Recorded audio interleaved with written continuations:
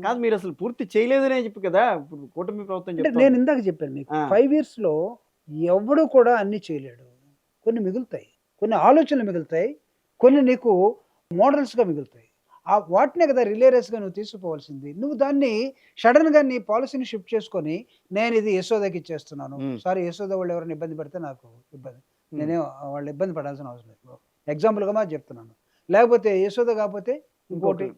హ్మ్. ఏమన్నా ఇంకా అపోలో ఒకటుంది. హ్మ్. ఇంకోటి ఏదో కూడా ఉంది. కామినేని. కామినేని, ఆ! మెడ్విను లేకపోతే మెడికోవో మెడికో.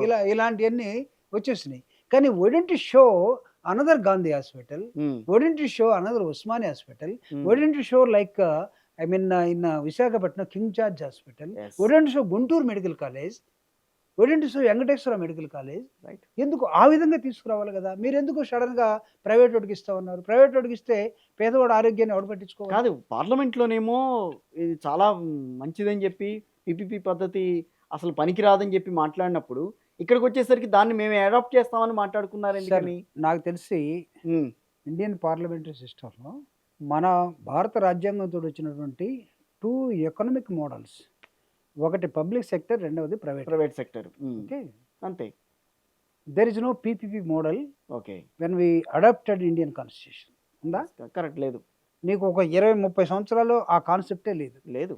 ఎల్‌పీజీ ప్రోగ్రామ్స్ వచ్చేసింది. లిబరలైజేషన్, ప్రైవేటైజేషన్, గ్లోబలైజేషన్ తోటి వచ్చినటువంటి ప్రోగ్రామ్స్ అని. ఒక ప్రోగ్రామ్‌లో ఇది పీపీపీ మోడల్ ఒకటి. హ్మ్.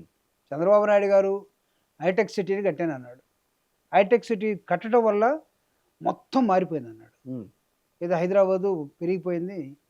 See Hyderabad is a city of communities. Yes. 400 years city ఒక ఒక చరిత్ర చరిత్ర కలిగిన ఉన్నటువంటి హైదరాబాద్ అండి ఇది.